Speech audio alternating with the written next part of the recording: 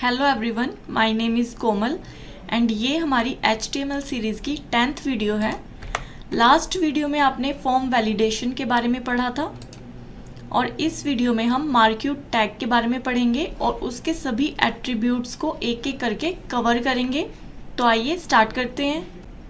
मार्क्यूट tag HTML में एक animated tag होता है जो कि टेक्स्ट को स्क्रॉल करने का काम करता है। जैसे आपने बहुत सी वेबसाइट में देखा होगा कि टेक्स्ट आपको स्क्रॉल करता नज़र आता है। जैसे अगर आपने लेटेस्ट न्यूज़ दिखानी हो या इम्पोर्टेंट नोटिस कोई दिखाना हो अपनी वेबसाइट पे, तो आप मार्क्यूट टैग का यूज़ कर सकते हैं और इससे आप इमेजेस को भी स्क्रॉल करवा सकते हैं। इसके कुछ एट्रीब्यूट्स होते हैं जिसमें सबसे पहले बिहेवियर आता है। तो इसमें बिहेवियर डिसाइड करता है कि टेक्स्ट को मूव कैसे करवाना है। इसमें हम 3 वैल्यूज़ सेट कर सकते हैं। तो ये तीनों वैल्यूज़ हम यूज़ करके देखेंगे कि इनमें क्या डिफरेंस है। उसके बाद डायरेक्शन आता है। तो डायरेक्शन में आप ये बताते हो कि टेक्स्ट को आपने लेफ़्ट साइड मूव करवाना है, राइट साइड करवाना है, अप करवाना है या डाउन। उसके बाद स्क्रॉल अमाउंट आता है। इसमें आप टेक्स्ट की स्पीड सेट करते हो कि टेक्स्ट कितनी स्पीड में स्क्रॉल करेगा। तो इसको प्रैक्टिकली करके देख लेते हैं। तो सबसे पहले हम अपनी फाइल क्रिएट कर लेते हैं क्लास 10 के नेम से।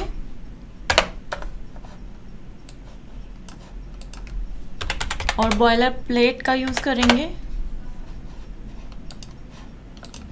अब हम टेक्स्ट को स्क्रॉल करवाने के लिए मार्क्यूट टैग का यूज़ करेंगे। इसमें हम अपना टेक्स्ट लिख लेते हैं जिसे हम स्क्रॉल करवाना चाहते हैं। फाइल को सेव कर लेते हैं और इसकी आउटपुट चेक करते हैं।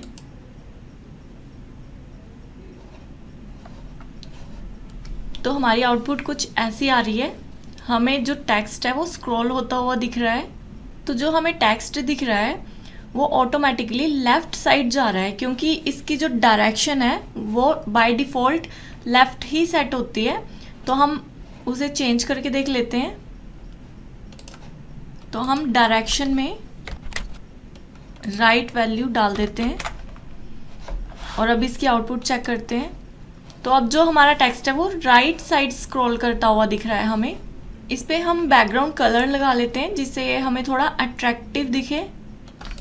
तो बैकग्राउंड कलर के लिए हम BG कलर एट्रीब्यूट का यूज़ करते हैं। ये इन्वर्टेड कोमास के अंदर डालते हैं। फाइल को सेव करते हैं और आउटपुट चेक करते हैं। तो इस पे बैकग्राउंड कलर अप्लाई हो गया है। तो अब हम डायरेक्शन की और जितनी भी वैल्यूज़ हैं वो भी यूज़ करके देख लेते हैं। तो हम सेम टेक्स्ट को लेफ़्ट डायरेक्शन के साथ यूज़ करके देखते हैं। सिर्फ हम डायरेक्शन चेंज करेंगे और सेव करके आउटपुट चेक करेंगे। तो जो हमारा टेक्स्ट है ये हमें राइट साइड स्क्रॉल होता हुआ दिख रहा है और ये सेकंड वाला लेफ़्ट साइड स्क्रॉल होता हुआ दिख रहा है। तो अब अप एंड डाउन डायरेक्शन का यूज़ करके भी देख लेते हैं। तो हम सेम टेक्स्ट को अप डायरेक्शन के साथ यूज़ करते हैं। सेव करते हैं फाइल और आउटपुट चेक करते हैं। तो इसमें जो टेक्स्ट है वो टॉप वाली साइड जा रहा है। इसकी थोड़ी हाइट बढ़ा लेते हैं जिससे हमें अच्छे से दिखे। इसके लिए हम हाइट एट्रीब्यूट का यूज़ करेंगे। हमने हाइट सेट कर ली है। अब हम फाइल को सेव करके आउटपुट चेक करते हैं। तो ये हमें टेक्स्ट टॉप वाली साइड जाता हुआ दिखाई दे रहा है क्योंकि हमने डायरेक्शन अप का यूज़ किया है इसमें। तो ऐसे ही हम डाउन का भी यूज़ कर सकते हैं। तो इसी में ही यूज़ करके देखते हैं। तो हम सेम टेक्स्ट यूज़ करके इसकी डायरेक्शन चेंज कर देते हैं। फाइल सेव करते हैं और आउटपुट चेक करते हैं। तो जो ये वाला टेक्स्ट है ये हमें टॉप वाली साइड जाता हुआ दिख रहा है और ये वाला बॉटम वाली साइड जाता हुआ दिख रहा है। तो हमने अपना डायरेक्शन एट्रीब्यूट कवर कर लिया है जिसके 4 वैल्यूज़ होती हैं। हमने चारों यूज़ करके देख लिए हैं। अब हम बिहेवियर एट्रीब्यूट यूज़ करके देखते हैं। मार्क्यू टैग के बिहेवियर एट्रीब्यूट की वैल्यू ऑटोमेटिकली स्क्रॉल होती है। हम इसमें यूज़ करके भी देख लेते हैं कि क्या डिफरेंस है। फाइल सेव करते हैं और आउटपुट चेक करते हैं।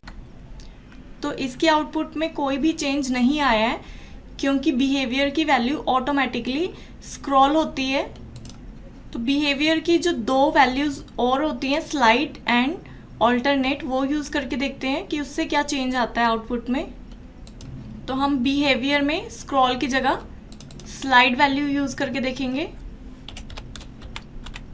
फाइल सेव करेंगे और आउटपुट चेक करते हैं। तो हमने इस पे स्लाइड वैल्यू सेट की है। देखते हैं इसमें क्या डिफरेंस है। तो जो हमारा टेक्स्ट है वो राइट साइड आके रुक गया है। इसमें टेक्स्ट एक ही बार स्लाइड होता है और जैसे आपने डायरेक्शन राइट दिए तो वो राइट में आके रुक जाएगा। तो अब ऑल्टरनेट यूज़ करके देख लेते हैं वैल्यू। तो अब स्लाइड की जगह ऑल्टरनेट यूज़ करके देखते हैं। फाइल सेव करते हैं और आउटपुट चेक करते हैं। तो ऑल्टरनेट में क्या होता है, जो टेक्स्ट होता है वो लेफ्ट और राइट साइड से टकरा के वापस आ जाता है। तो हमने बिहेवियर एट्रीब्यूट की तीनों वैल्यूज़ को भी कवर कर लिया है। तो अब स्क्रॉल अमाउंट देखेंगे कि हम उससे स्पीड कम या ज़्यादा कैसे कर सकते हैं। तो उसके लिए हम स्क्रॉल अमाउंट एट्रीब्यूट का यूज़ करेंगे। स्क्रॉल अमाउंट की जो वैल्यू होती है वो बाय डिफ़ॉल्ट 5 होती है। जितनी वैल्यू आप बढ़ाते जाओगे उतनी ही तेज़ी से आपका जो टेक्स्ट है वो स्क्रॉल करेगा। तो इसे सेव करके इसकी आउटपुट चेक कर लेते हैं। तो जो हमारे टेक्स्ट की स्पीड है वो बढ़ गई है। स्क्रॉल अमाउंट की वैल्यू जितनी आप बढ़ाते जाओगे उतनी ही आपकी जो टेक्स्ट की स्क्रॉल करने की स्पीड है वो बढ़ती जाएगी और जितनी कम करते जाओगे उतना ही स्लो आपका टेक्स्ट स्क्रॉल होगा। आई होप आपको ये वीडियो अच्छे से समझ में आ गई होगी। नेक्स्ट वीडियो में आप HTML में मल्टीमीडिया सीखेंगे जिसमें कि ऑडियो एंड वीडियो टैग रहेगा, आई फ्रेम टैग रहेगा और आप YouTube वीडियोस को एम्बेड करना सीखोगे और गूगल मैप को एम्बेड करना सीखोगे। इस वीडियो से रिलेटेड आपको कोई भी डाउट है तो आप कमेंट सेक्शन में पूछ सकते हैं। अगर ये वीडियो आपको अच्छी लगी हो तो इस वीडियो को लाइक करें और ऐसी ही लेटेस्ट वीडियो देखने के लिए हमारे चैनल A2IT ऑनलाइन को सब्सक्राइब करें और बेल आइकन प्रेस करना ना भूलें।